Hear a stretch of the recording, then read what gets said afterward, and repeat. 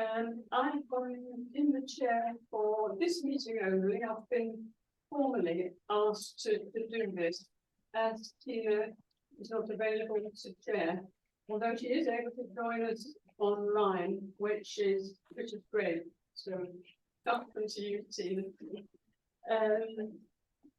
We've got some other welcomes to do. We've got with us Jane Sadgrove, who's managed to meet a few people around the table, I think, and who is our new independent board member and is here as an observer. We have Donna, can we welcome you as your as the first of your meetings as a full member of this committee. Welcome. I'm sure you'll be enjoying this hugely. And I think that's all. Anybody else new? And some apologies from Push, from Jill Lewis, from Martin Riley, and I think that's well, Tina's attending, so yeah. Just wanted to say on that basis we are correct to confirm quorum. And also just to mention that this meeting and the subsequent in-committee session need to finish on time because we are proceeding to another board committee afterwards. So please bear that in mind. I've been asked by the people on the screen whether we would talk up to make sure that they can hear. So I hope that you can. If you can't, please can you say so as soon as possible. I'd like to ask you to now declare any interests you may have in the context of associations or work with universities, so that we have that on the record in view of the agenda we have today. So I'll just start with mine and say that I am the chair of advisory board to the Welsh Centre for Public Policy, which is part of Cardiff University, and I have an honorary chair at the University of West England. John? Thank you, Chair. I just want to know a declaration of interest with regards to particularly, excuse me, 2.1.2, because there is reference within that paper about an organisation in enhanced monitoring. I'm employed by Swansea University, and therefore I will not take part in discussion in relation to that aspect of the paper. Thank you, John. That's fine. Any other declarations of interest? Yep. Mark Allen, I'm an honorary professor of Council of Pharmacy and Pharmaceutical Sciences. Thank you, Margaret. Tom, does your hand? Yes, honorary professor with Cardiff University. Thank you. Any others? Jane? And I will be serving for the purposes of full disclosure and the senior professional fellow at Cardiff University. Thank you. Who have we got? Tina. I'm a fellow of the University of South Wales. Thank you. That's everybody. Thanks very much. In which case, let's move on to the draft minutes of our meeting on the 17th of July. We're going to go through these for accuracy. So we've got 9 pages. Page 1, 2, 3, 4, 5, 6, 7, 8, 9. Sorry, I had just a minor one on page 2. For my surname was spelled incorrectly. And just in case it feels like it's different, it's correct at the top as attendees, but not in the page 2 minutes where there's about my attention. That's my response. Thanks very much. Any other corrections or amendments, in which case, can I take this as a correct record? Thank you. Let's move on to the action log. My reading of the action log is that there are a number of verbal updates, which I think these are probably covered in the agenda. If we had to probably go through them, because they are, So we've got attrition, we've got, attrition and fill rates. so this is actually asking actually for an update as to when a report would be available. To this particular committee. So we've actually reviewed them, just only expecting to what's coming in the next committee. So Thank you. so that's actually what that further update is going to be. Placements are on the agenda. Yes, and that one that in particular as well, she was asking about the placement updates, so I kind of say there that that issue is going to the placement forward for the session. That can go there to confirm to them to report and come back to them, because that was really important to work. That we have one. Thank you. And bursary, there's a note. Yes, and I think to make a committee aware, so there was an update on what's coming program board. At the last committee, I did actually call it that the program board had been actually held, and we were still waiting decision from Welsh Government in terms of consultation. We still haven't had any detail of that. But what you can see is if you link into that junction, the announcement made by Welsh Government in September this year about the increase in the loans available to people on bursary. That will actually come into play actually in 24-25 and not eligible for this particular academic year. And that was something that we're very for. So that is an improvement in terms of that is something that we have been asking them to do. Thank you. Yeah. Are there any other items on the action log that anyone would like to raise? Thank you. We're back to the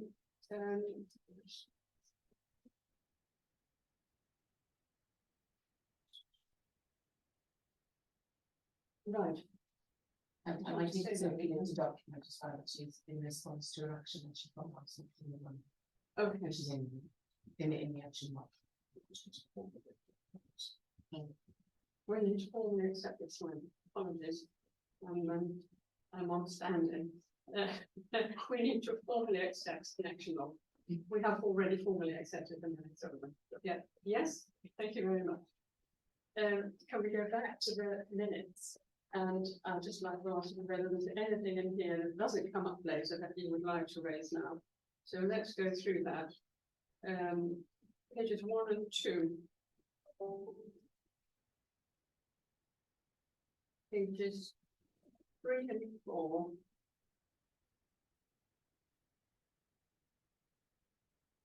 Five and 6.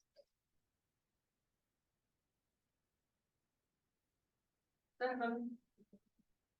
8. 9. Happy? Yeah, everybody else online happy? Thank you. Right, we will now proceed to our first main agenda item, and it's the section education quality and quality. For those who and others who are not with us regularly, this is an opportunity for us to review the ongoing monitoring of quality across the professions. And we're going to start with 2.1.1, which is medicine, dentistry and pharmacy. Tom, are you going to do medicine for us? Yes, if that's okay, Claire, I'll start off with medicine and then hand over to Kirsty and Margaret for the their relevant sections. So the paper is there for everyone to see. I think there are two key areas there. One really firstly outlines our timetable around our annual commissioning visits. These are annual executive level meetings that happen each year to discuss the current commissioning arrangements for postgraduate medical training and to enable discussions of ongoing quality concerns and the joint approach to those, including progress. Very important meetings which are now extended out to incorporate the multi-professional agenda. You'll see from the timeline that we've got 2 left that are outstanding. That's slightly later in the year to complete the normal, and that just reflects the extensive service pressures we know that are happening and the challenge of securing dates with the relevant individuals. But we're approaching completion of those, and we'll be reviewing our approach for the future after that. The rest of the paper outlines our areas of closer scrutiny currently in terms of quality management. I won't go through the details of each because they're there for everyone to see and we can discuss. And further on in the paper, it sort of summarizes the approach to that risk assessment and the ratings that are allocated to it. So this is our quality management process where we have accountability directed to the GNC as well as within our structures. And they're grouped either as these are the enhanced monitoring ones, which are under the GNC scrutiny, so that's our highest level of quality concerns, and then high risk quality management areas. And you'll see that very often they relate to those areas where there are the greatest service pressures, because inevitably that just increases challenges of meeting all the standards around training. So I will pause there and see if there are any questions or discussions that people have over that. Thank you very much. I'd like to open this up now for any reflections from yourselves. Anybody want to raise anything? Can I ask something? Well, a couple of things.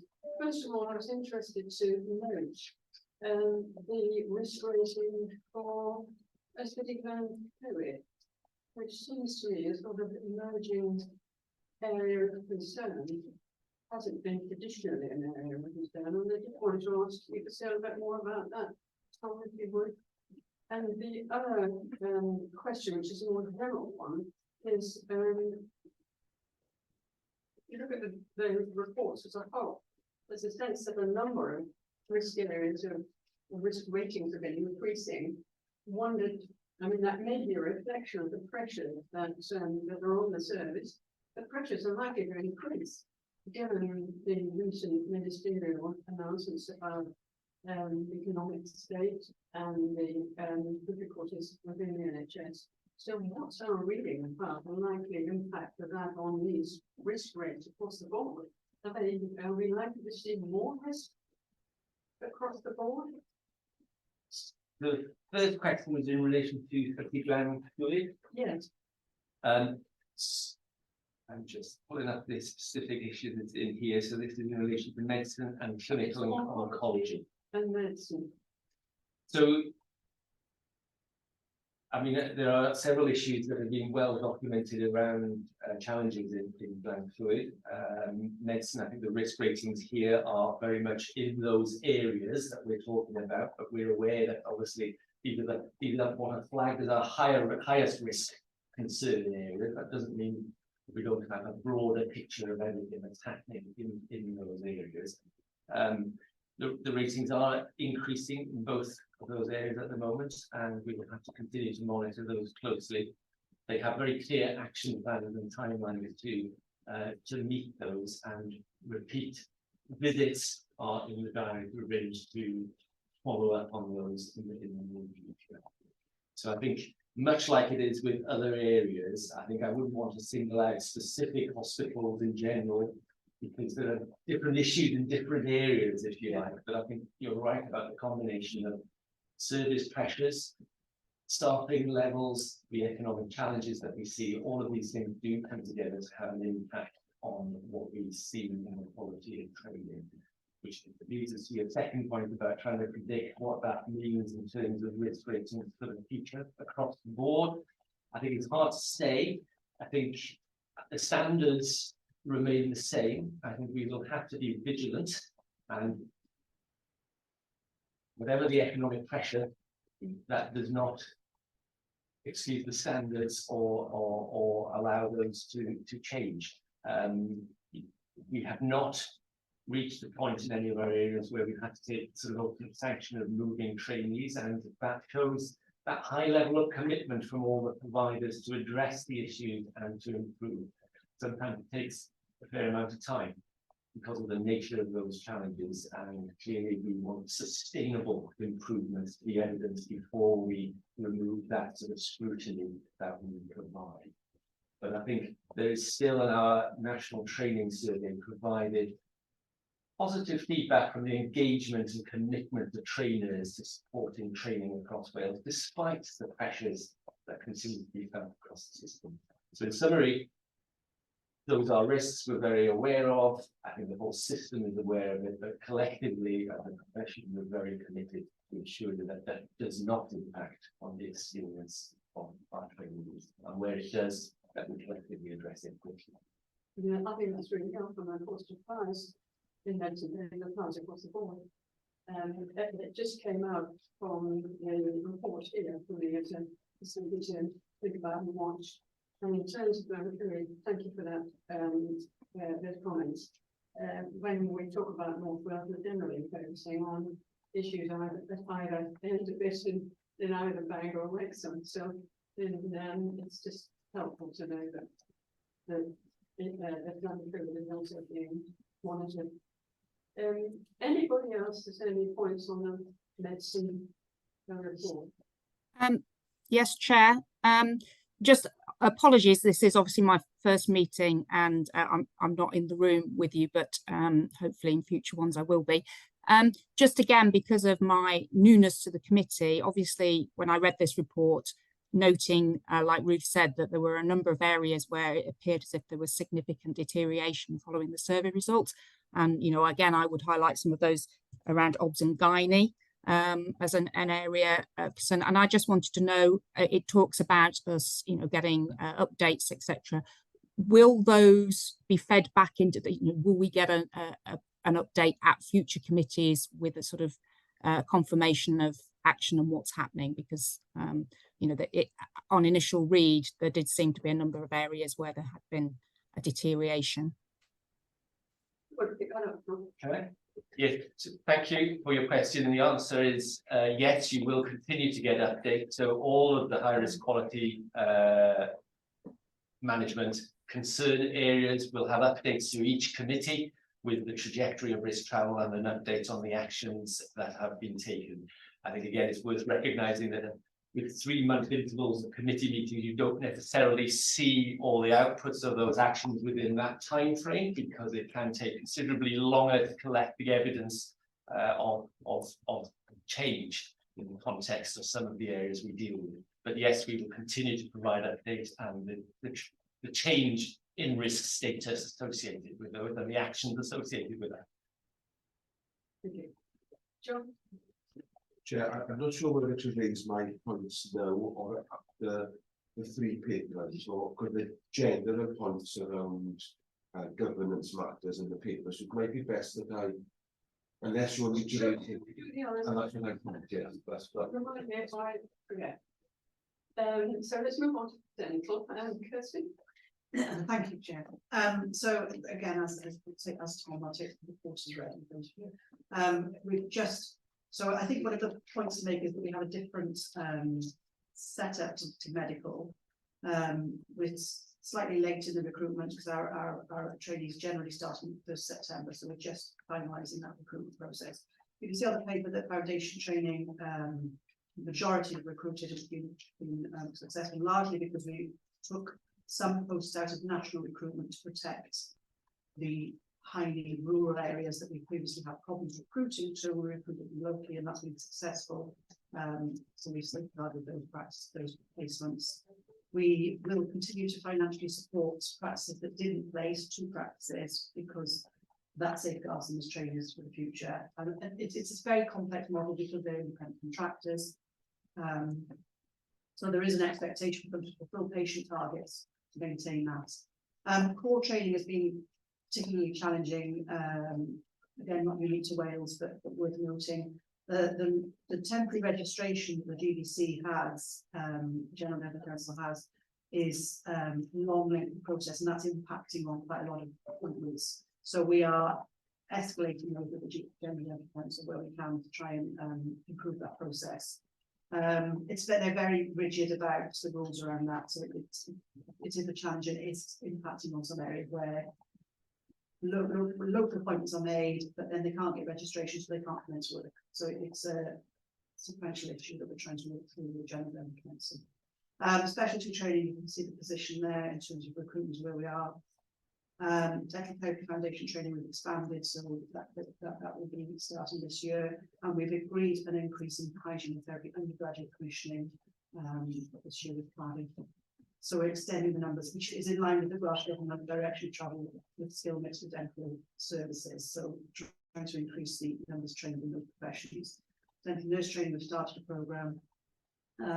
And we're working with local health boards to make sure that they can create, some local health boards have created posts specifically to bring on that training program to increase the workforce.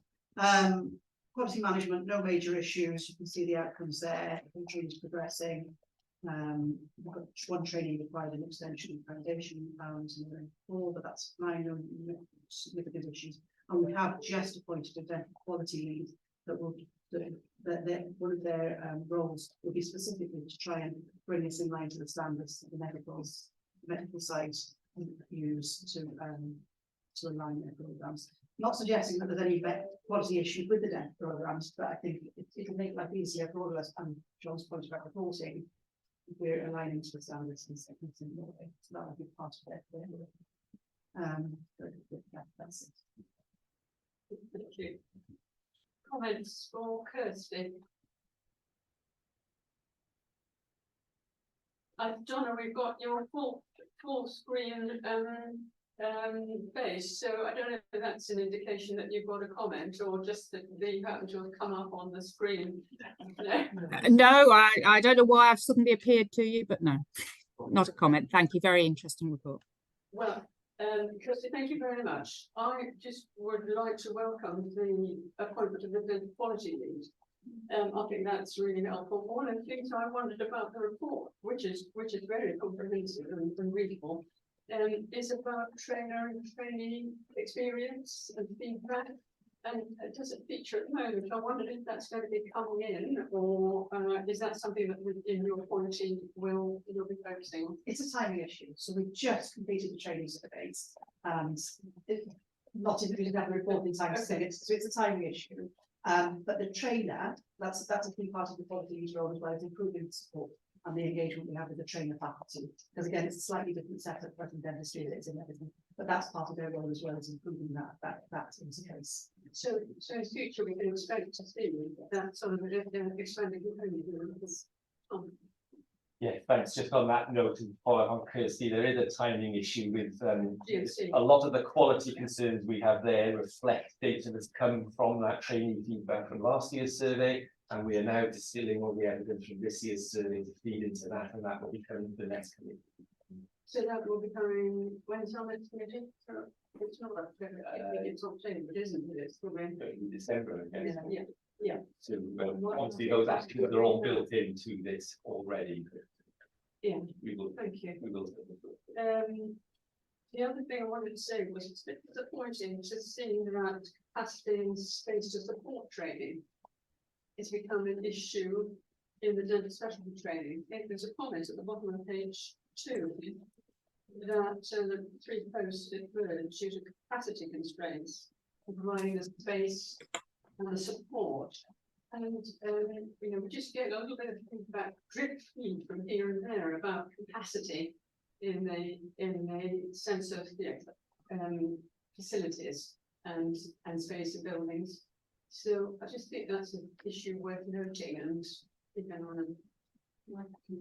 So it reflects, I think, that the training infrastructure for dentistry hasn't been really looked at properly for many years, and so particularly in respect to specialty posts.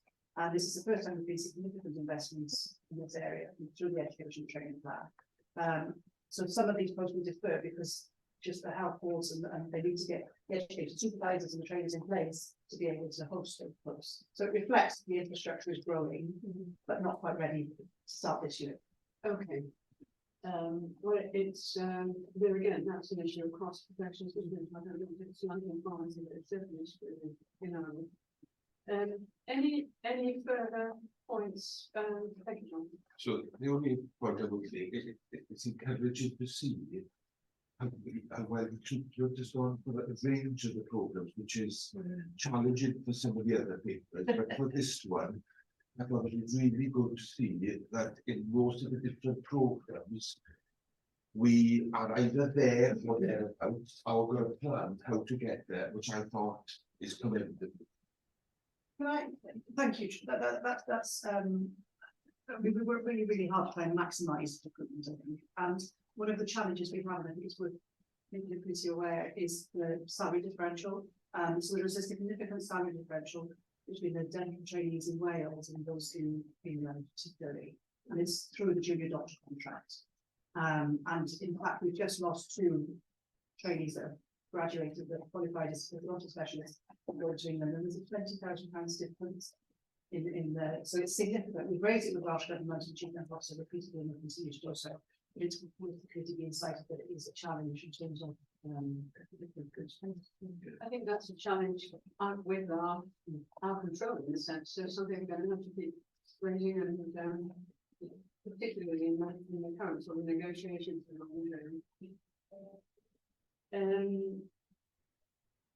Anything more on dental? Right, Margaret, when said you for pharmacy? Okay, thank you, Chair. As everybody else, I'm assuming the paper's been read and just wanted to get out some highlights and points. So there are no major concerns with the quality of our training as it stands. I suppose just reflecting on some of the conversation, what we may see is actually less people coming into the programme rather than the quality going down, because we are very conscious of ensuring quality is maintained, both from our training providers. We're very keen that they have a good quality education, and will often say they can't take a post if they feel they don't have the capacity to do quality training. So there is a real balance between making sure the numbers, we keep the numbers up, but we also have the availability of quality training. So I suppose that's always going to be our tension as we think about managing quality and numbers.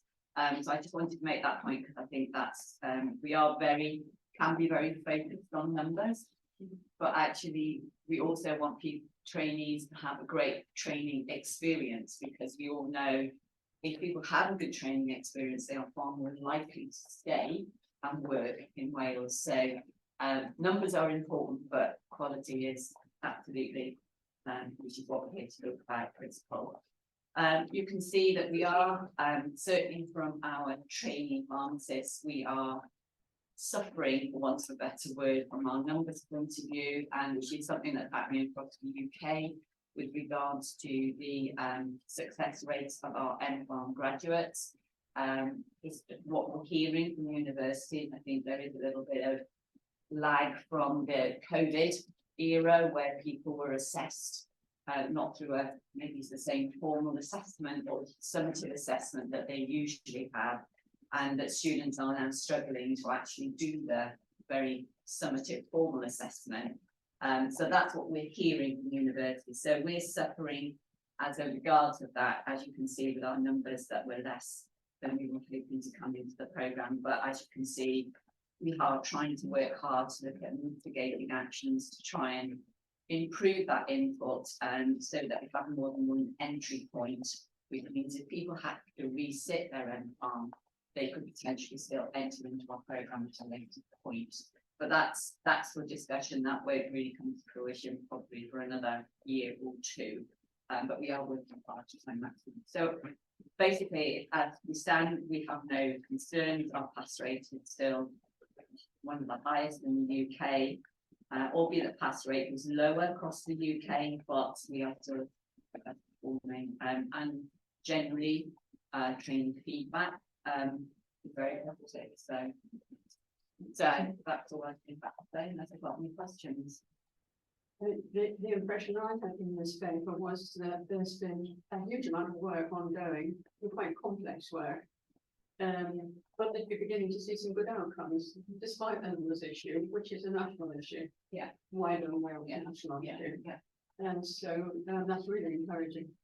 Any contributions from committee members? No?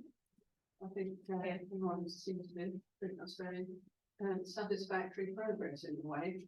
And the work that you've done to assess and get feedback on student experience, I think it's really valuable.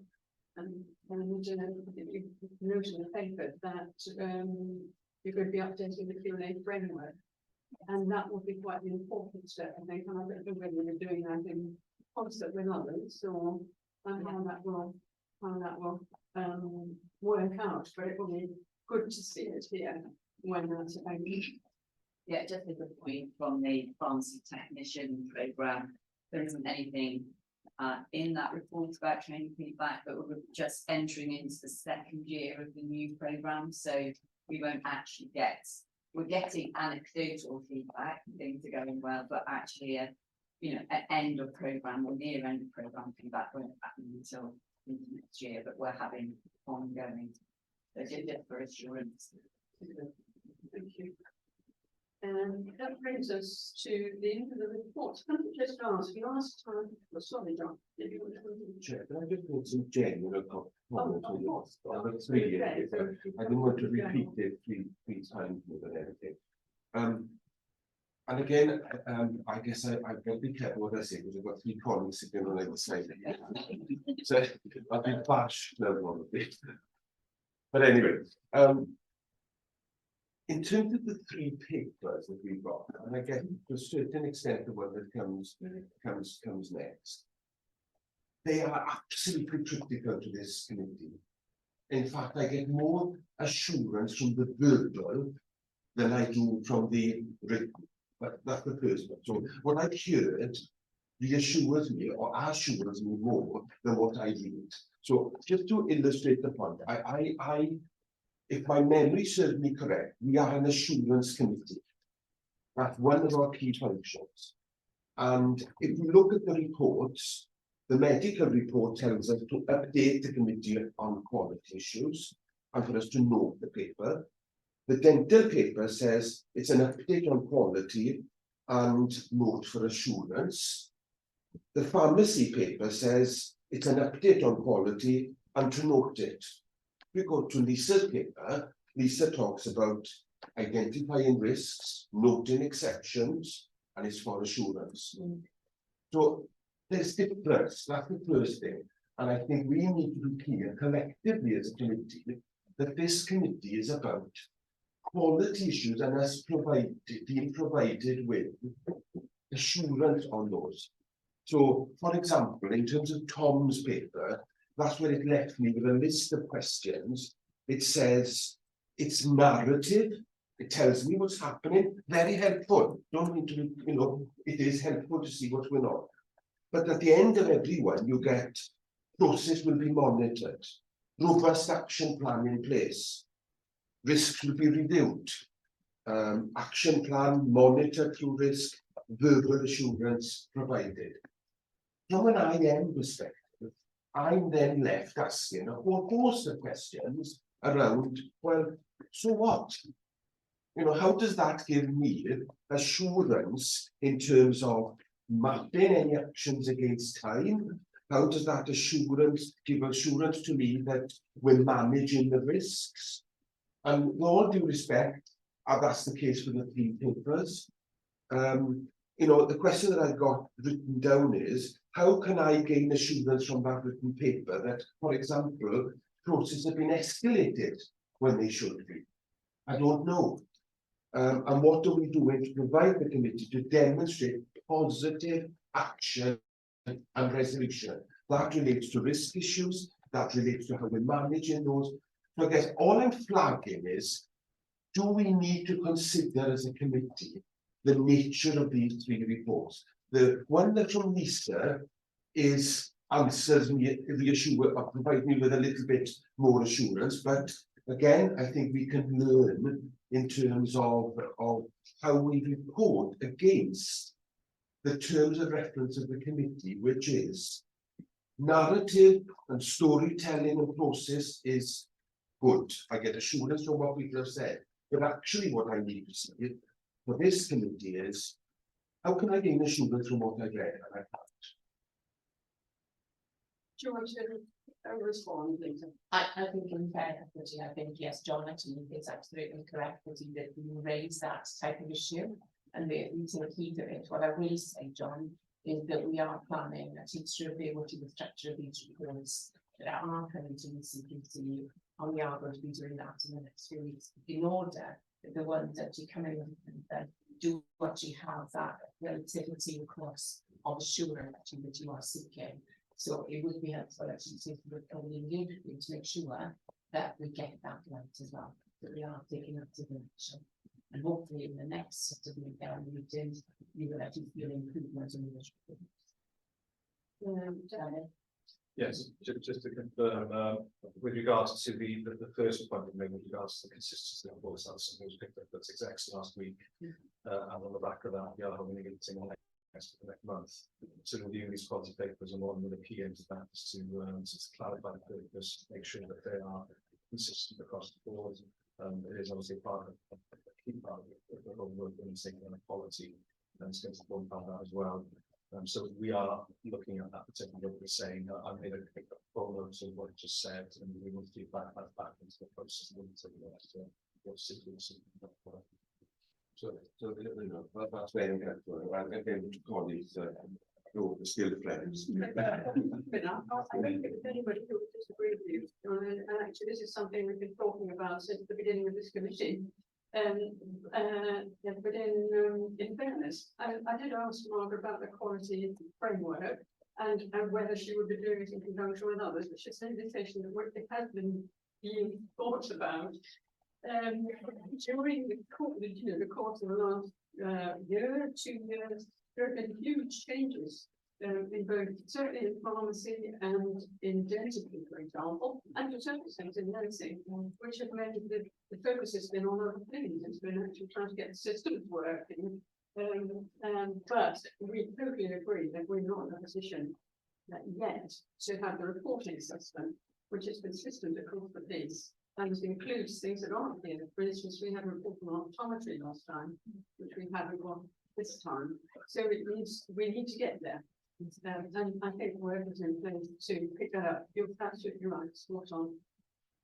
Particularly when the verbal reports that we get do provide that. But of course, these will go to public documents. Margaret. I just think I absolutely agree with what was said, and we do need to get consistency. I think within that consistency, we're going to have to somehow reflect that each of the professions are involved in different ways with regards to quality planning or delivery or management. So it's how we nuance that so that they look similar with a recognition of difference of the way we are either delivering or overseeing quality of different aspects. The other work that's ongoing, Sean, really, is the data side of this and trying to get consistent and valid data, the quality and the presentation of that. So hopefully we can bring that together in a way that might service the needs of this committee. But it's something that I'm sure you'd have to talk to Tina about when she's able to join us again and a point well made. Shall I help some of that when I get to my paper? Because we are, Thank you. Thank you so much, Chair. Chair, sorry, Chair. Can I just I did raise my hand. I'm not sure whether it comes up on your screen or not.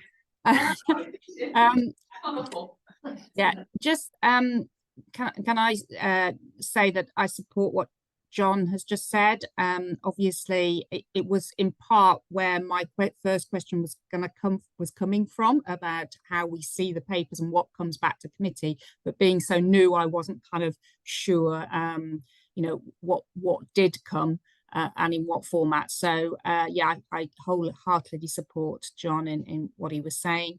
And also just on it's a really minor point, but you know, given the significance of all the professions, the fact that the dental and the pharmacy are appendices to the other report, which I wasn't, you know, I thought they'd be reports in their own right. But yeah, no, I support John.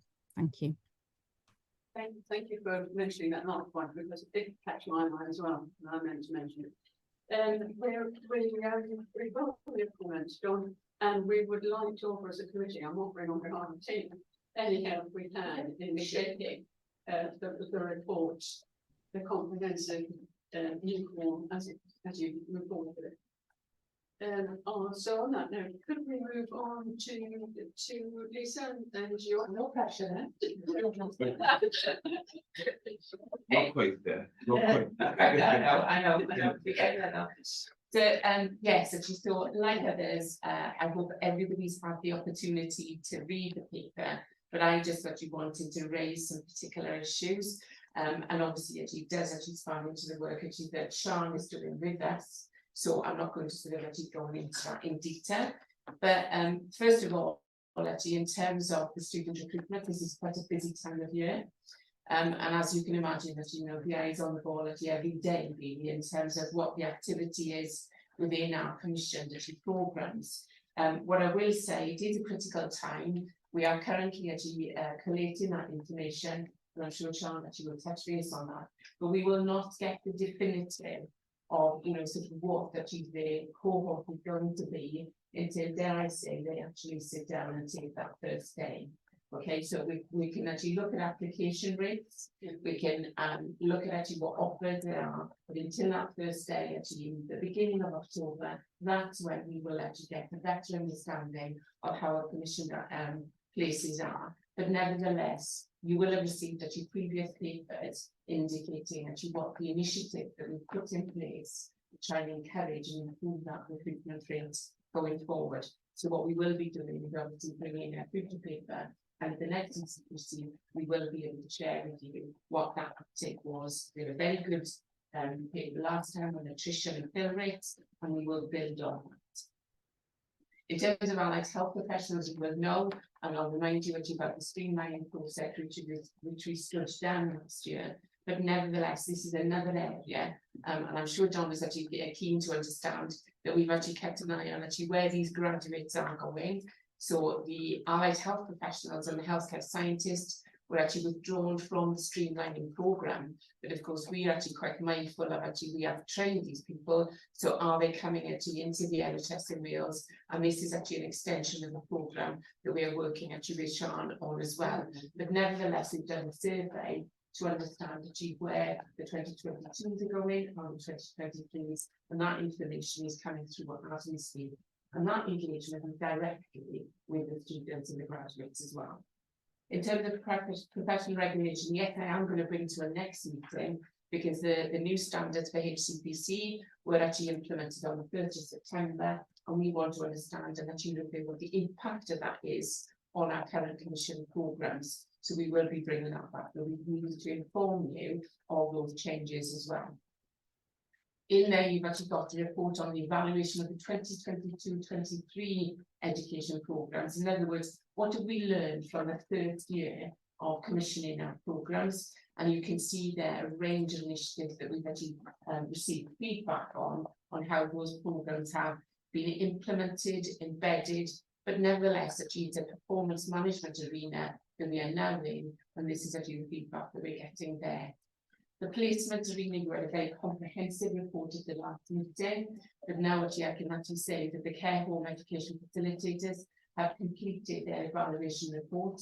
It's in its final stages, and we can share that actually for the next meeting for information for you.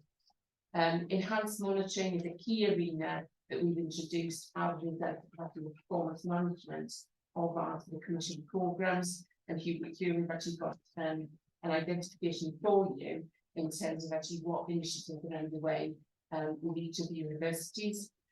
We've actually highlighted Bangor in particular. You actually received a very comprehensive reference to the closed session or a previous CQC meeting, but this actually gives you an indication of actually where we are in terms of monitoring that and how is that progressing and the timescale that we are requiring them to actually make that improvement. And actually the annual report for each of these actually are now being collated as well. So those are the key things I actually wanted to highlight, but happy to take them. Thank you very much. Thank you. Any responses or comments or questions? John? 2 points if I may, Major. The first one is in relation to the care home education facility report. Yeah. I think that work is key for us as a board, particularly when we think about our recruitment strategy and also in terms of our links with social care. And it's pleasing to see the positive outcomes that are noted. There's a list there of 5 positive outcomes from the report. I would just wish to note, Chair, that it's disappointing that the Welsh Government now are not going to continue with the funding of that particular project when we as a board are looking to diversify the strategies that we've got to try and recruit into professional programs. This is a good example of widening that access, and so I'm disappointed to read that that's not being continued. So that's actually that was actually what the funding was that we actually received initially, and as a result of it, the evaluation report which was requested by the Welsh Government to their purposes.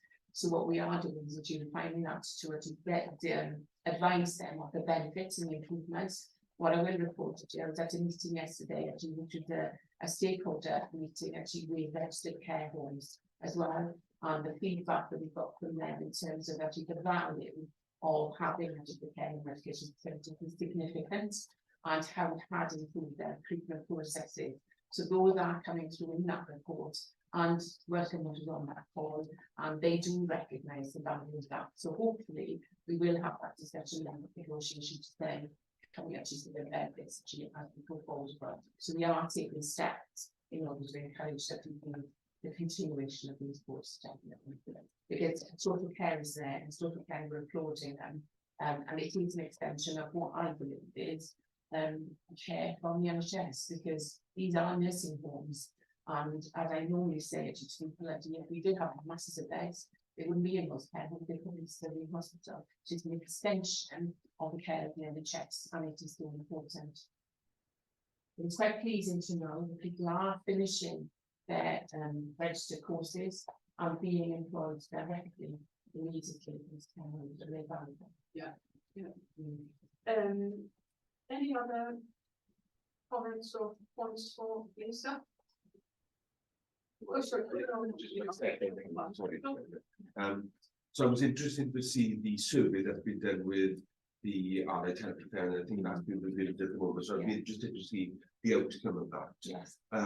But again, my second substantive point then is generally, I don't wish to talk specifically with regard to 3.3 in terms of enhanced monitoring, but I think as a committee, where we've got processes in place that require escalation for our assurance as a committee, then that is the section that we need to be very clear what we're expecting, when we're expecting it, and are we on time for that, and if not, why not, etc. So once we've got that at the moment in terms of the narrative, I think it's not for us as IM to be putting our nose in the detail. I absolutely get that. But it is about us looking at, well, are we on track? And I think that was a good example, Lisa, where perhaps the nature of that section would provide us with that information. Maybe that could be wrapped into the wider work on the reporting back. I think it's also about to do. And I'd like to just say I thought this was a really helpful report, very succinct and lots of useful pointers in it. it's really nice to see the evidence of exceptional performance and the list of it is so impressive. It's just nice to see good things as well as the things like causing difficulty and needing extra attention. I also was impressed by the care homes section. I think that's critical in many ways, and any way that we can support that forward, I think is would be important. But thank you very much. What I will say that is, I don't know this, we are expanding our work, and I think Margaret touched on it. I think we've all got to learn about how sort of young people are coming through the education process at the moment. Yes, it has been affected by COVID in terms of actually that the way that you assess, and that you also the isolation that the thing that you probably encountered as well. And we are currently working actually as part of that recruitment program with further education colleges. And I was quite pleased to just share with you there was an example that you were an Island Bevan, actually, wasn't it? Actually, the consultant in an Island Bevan is actually working with Colin Gwent to actually introduce an introduction actually to medical training for those people who had not achieved immediately. And I think those are the initiatives that we are working with colleges to expand upon. And to be fair, the further education colleges are receiving that very well as well. And particularly nice to hear things like that in times which are so stressed in other ways. Thank you for all those reports. Unless there's any more comments, I'd like to ask you formally to note these papers, which provide key highlights from the quality management process in relation to postgraduate medicine, dentistry, and pharmacy, for assurance, and we note John's caveats about the available information in relation to assurance. Do you want to say something? Yes, well, I'm going to be pedantic and saying that we can only from the reports, though they're titled as providing assurance, that you've got limited assurance. Yeah, well, We can't give full assurance, but verbal has given us that extra. thank you.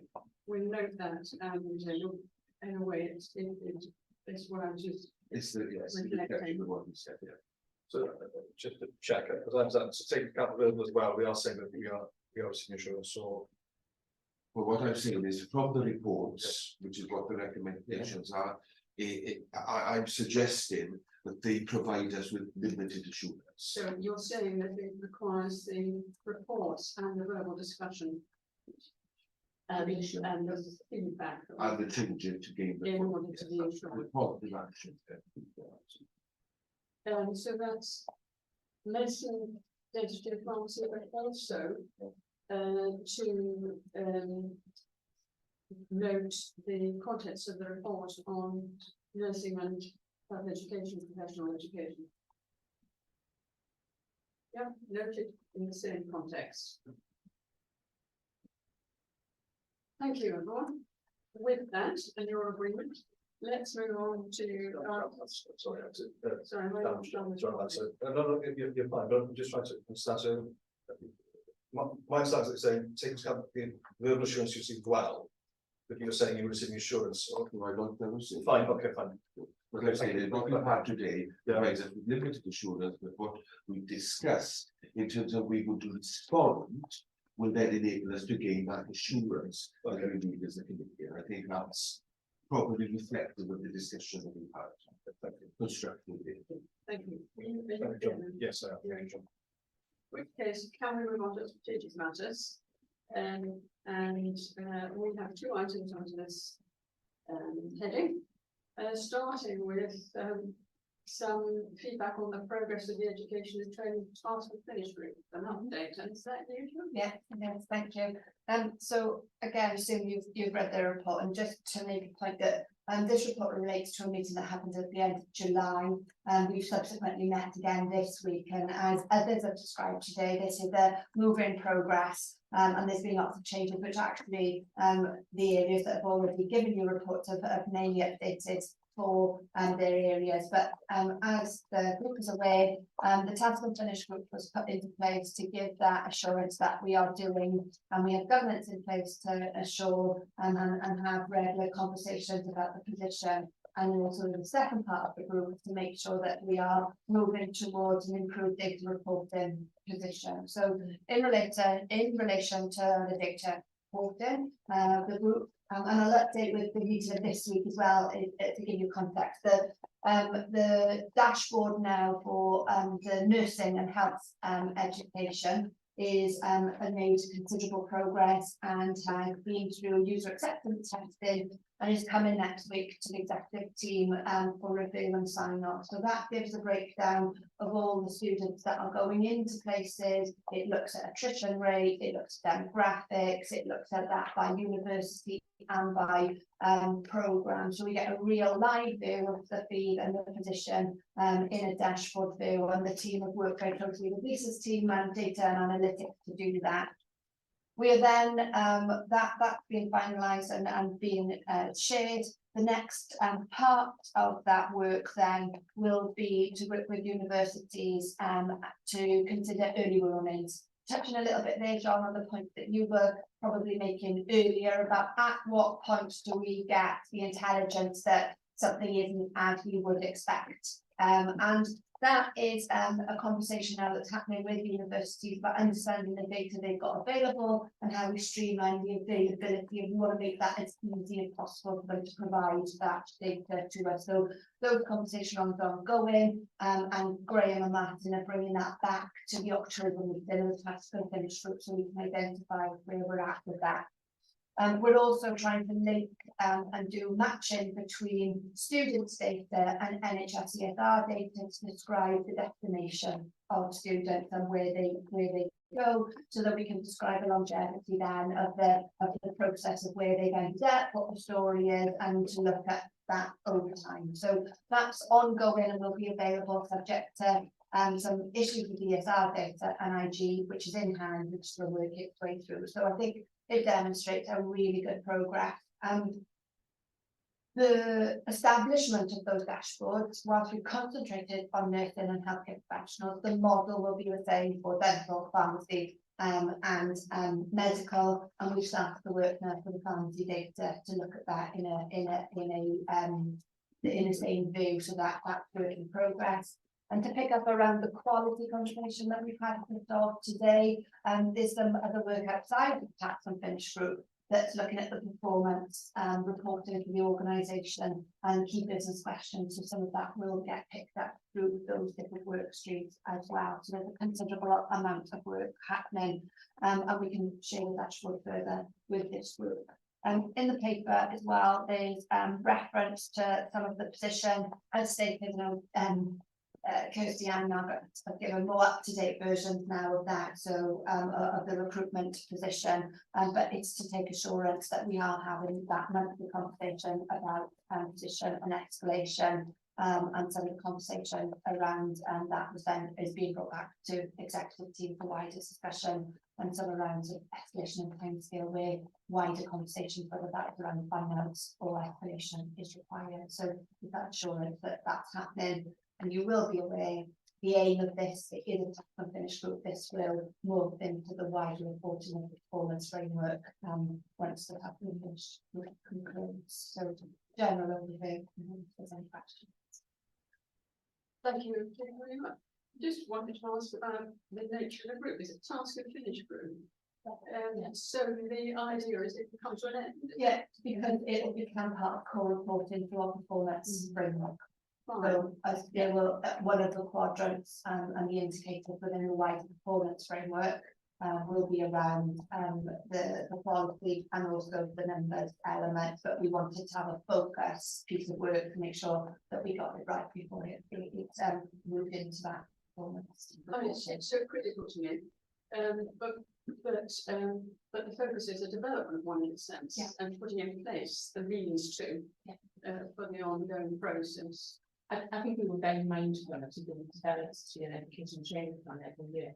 There was important to evaluate it and monitor how effective that was, because that in itself is good intelligence, and actually what the Future Commission may or may not do. We're also hoping to link into the survey results, well, get into that, so then you can start to triangulate nutrition and survey results. Thank you, that's really helpful. Comments? John? Nobody else has got anything to say, otherwise I'll share this. Jane, if you feel like thinking any comments, then you're most welcome to, don't you've got to sit there in silence. John? Thank you, Chair. I really welcome this paper. I think it's very helpful. It does provide us as a committee with assurance in terms of ambition and what we're trying to do. And enabling us to get some live data in terms of our strategic commissioning, which will inform that, which I think is absolutely critical. So, I suppose to say it was a joy to read is a little bit going too far, but it was good to read. It was good to read. But the academic that I am, I'm afraid there's always another side to the coin. So can I suggest that in the first thing, again, because these are public documents, you raise a very important point in the first paragraph there, which is about in the current 22-23 academic year, for several economic and social reasons, you've said filling the number of commission places has been challenging. Except that, I think we should add for, I wouldn't want to use the word protection, but because of the nature of us as a board, equally it's academic reasons. So there are reasons why people are not coming into these programs because they do not meet the academic tariffs, and that's not just at university level. We're seeing that at apprenticeship level. We're seeing at a whole host of levels where people were not able to recruit because they're not meeting the necessary academic tariffs, and that is, I would say, a lot to do with the COVID, people's expectations. So I'm just wondering, because you refer to it later in the report, you talk about academic issues and you talk about the challenges about attrition and recruitment relating to academia. I think that's a real factor that's affecting our recruitment. No, I'm not going to be pedantic, but I think it's a point we should think about.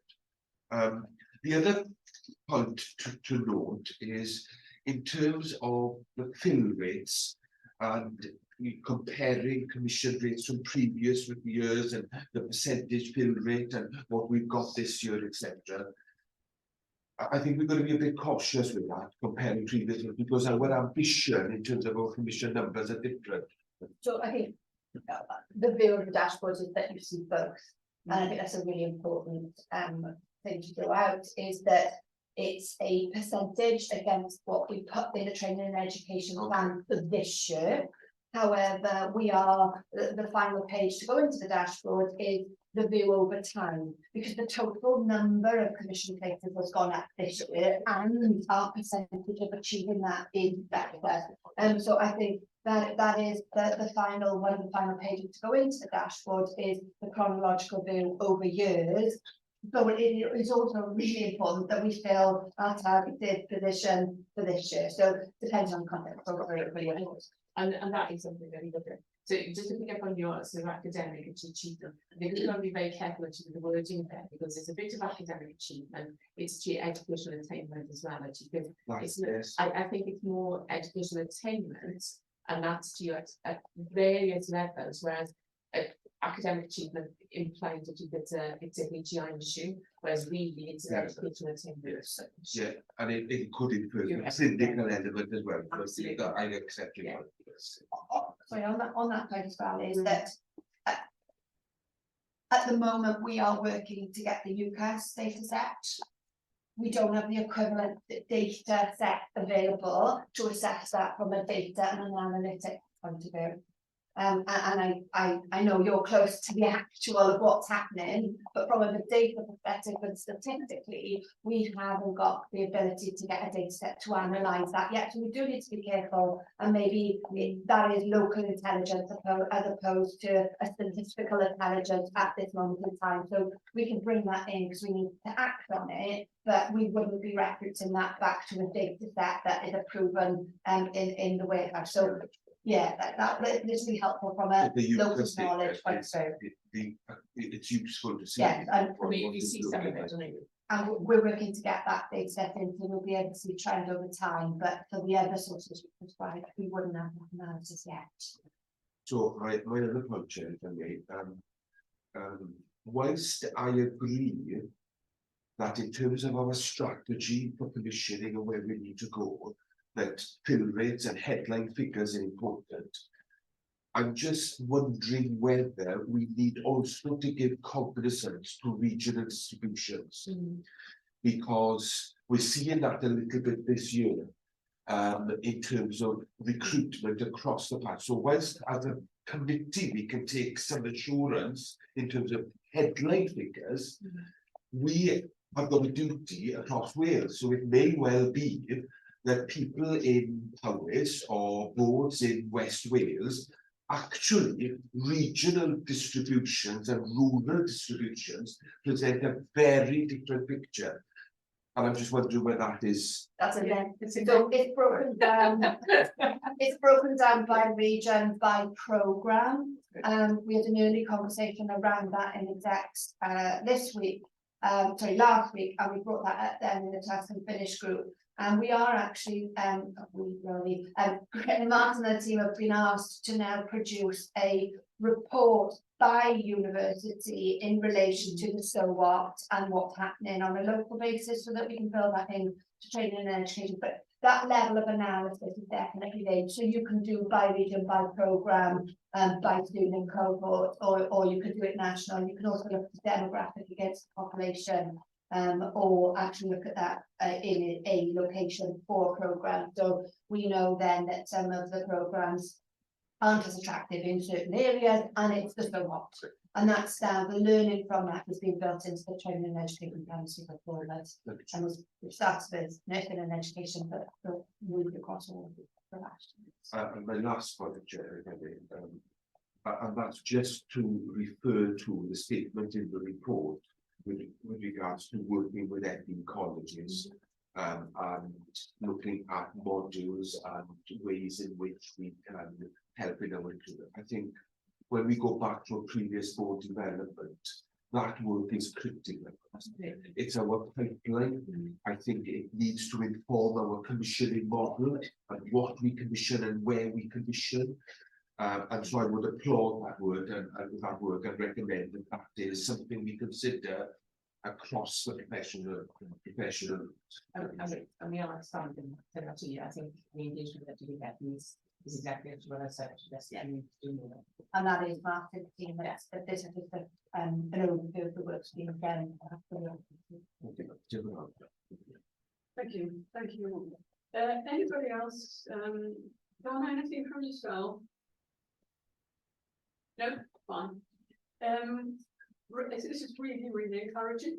What I just wanted to ask was what do you see as the sort of time frame around the time to finish through?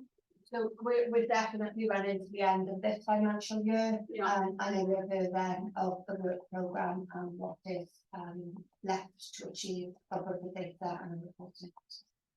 I think there is a lot of work being done and still quite a lot to do, really, from reading the paper.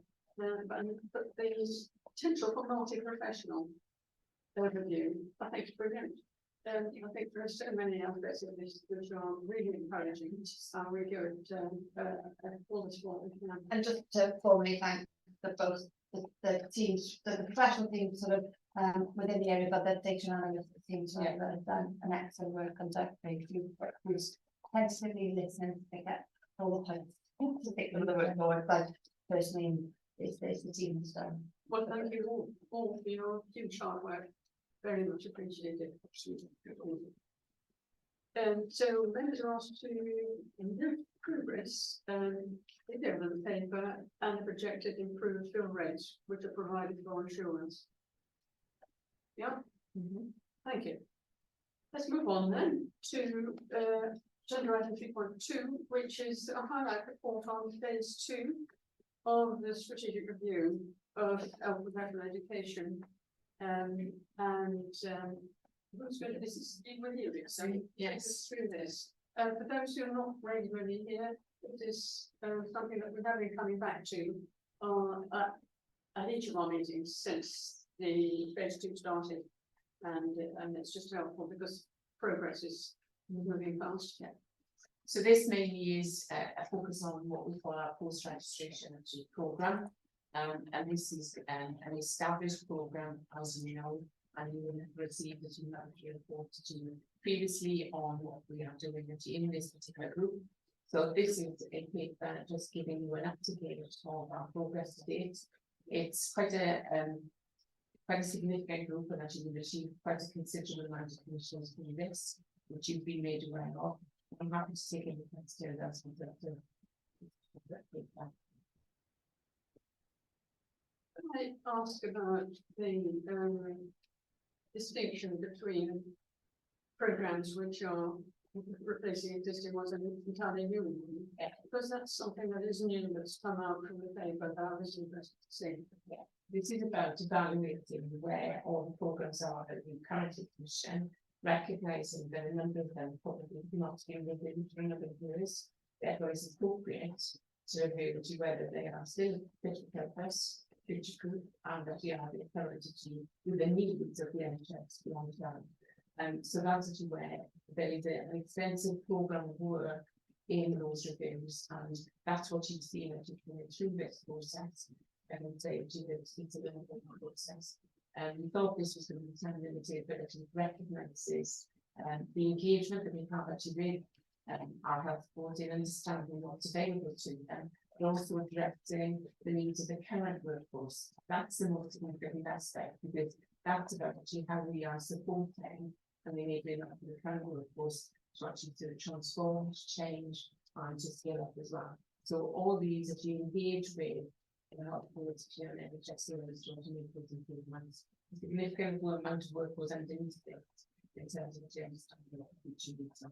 And it's interesting because when we started on phase 2, the idea was it was a short, sharp exercise, which might have to be extended slightly in 1 or 2 exceptional instances. But it does look to me like this is a longer tail than we anticipated. But he's also picking up on some programs which have been trying to be evaluated for some number of years, and I think it improved the actual mechanisms and the methodology that we did. We've managed to actually improve actually a number of programs which have been really a bit sort of needing improvement and haven't actually shifted into that direction. One is you will see that soon the immediate access to blood transfusions, which have been on the arena for quite a number of years, but we now see progress from multi-professionals to be able to. The report also refers to a higher education data subgroup, which is supporting the work in the task and finish group. Is that what you referred to earlier, Sean? Yeah, so connects. Out of the subgroup, there are conversations with the education providers about what information and how we really can get that information. I think there are lessons learned from the work that we've gone through on the task and finish group, and Craig's now joined the strategy board around actually making sure we've got the right data capture at the beginning of new contracts so we can report the right things. And I think that's a really important step forward because there is learning and areas that we can change. Thank you. Anybody going to offer any comments, John? One question, if I may. I'm presuming in relation to, well, what is the thinking behind the strategy that we've adopted around ultrasound education? Okay. And the single tender action and one court, I presume we've had advice as a board for that process. That's all I'm seeking assurance on. So in terms of actually understand education, we did actually have a programme in place which was a single tender action, and we've actually reviewed those single tender actions a number of times. We've also got the Imaging Academy, which was established in Wales by Welsh Government to deliver certain education. As a result of that, once again responding to needs, we've obviously identified that there was a need. The Imaging Academy was actually challenged in delivering the type of education that was needed at this point in time, and therefore there was a need to go out to another single tender action in order to continue the provision that we currently had. We were advised that, and I will assure you that in that GR board you have procurement and legal advice, okay?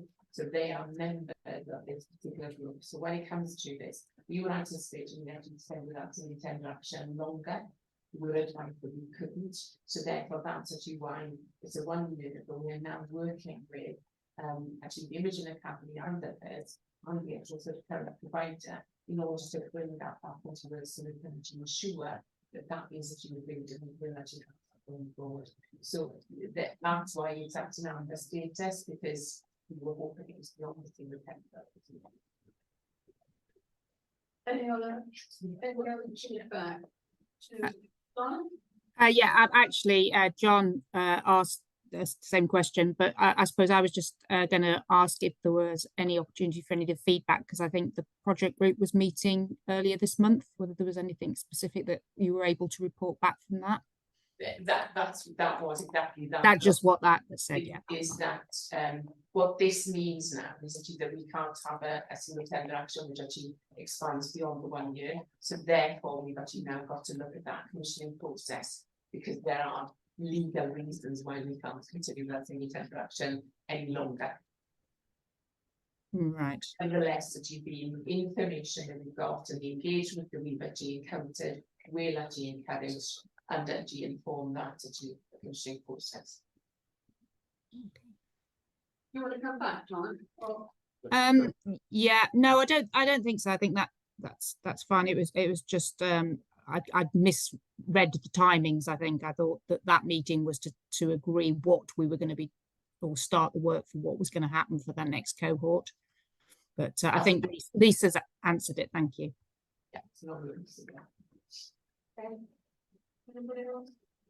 Can I just ask about the section on finance, the very end, there's a new sentence which has been developed in the event that this Welsh Government funding ceases. But what happens if we have a change of government? I'm just asking, this is around including it, and does this Welsh Government imply that it's this one? I think it's Welsh Government per se, which is therefore. That you could misinterpret this Welsh Government. No, I think we. Okay, I can see what you're saying. Leave it with you to think about. Yeah, I can see what you're saying. When I read it, I just went, oh. I think it's the. Yeah, it's a general reference to the difficult financial position. But I understand what Of the you're sector. Yeah. Yeah, so I would take a break on. Yeah. I just understand exactly what it is. I have no joy to politics. I just think it might be wise to have a just to think about that sentence, and it comes up again actually in later pages. The rationality for putting that in is that because of the financial situation that we are now having to put caveats into a number of our commission education programs that we are going on to procure, that unless that Welsh Government is due for on campaign, we won't be able to deliver. I think it's hugely sensible to have it. Yeah. Okay. I'm very supportive of that. So well done for doing it. Right, I think we've come to the end of that update, which thank you, Lisa, on behalf. Thank you very much. But I would like to ask you members to note the content of this report for assurance formally. Yeah. Thank you. Going back to the agenda, there are no items under governance matters on this occasion. In part 5, there is a note about the chair's report from the stakeholder reference group. I would normally be attending stakeholder reference group, and not as chair of this group, but because I usually go. But I wasn't able to on this occasion, and so I have a report which has been prepared by the Secretariat, which I'd just like to mention. Chair? What I have asked is whether this Chair? of the outcome of that. Sorry, yes, Chris. Good morning, everyone. I was actually at the SRG. Okay. And just to say it was really well attended, Ruth, and lots of our partners. It was quite a chunky meeting. There were 3 subjects that were discussed. An update on our work in improving retention in the NHS workforce and the next steps, and the national programme for primary care, a strategic primary care workforce plan, and a 3rd subject was a presentation on the development of the CPD strategy for Wales.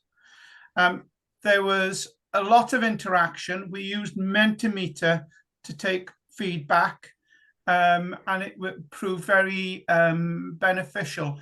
Just to say that Alex at the beginning gave an update on the position of the NHS and some of the key things that the NHS was facing, including the financial position and pressures on the system, and a very strong feeling that was recognised across the table was the importance of continuing our focus on education and training.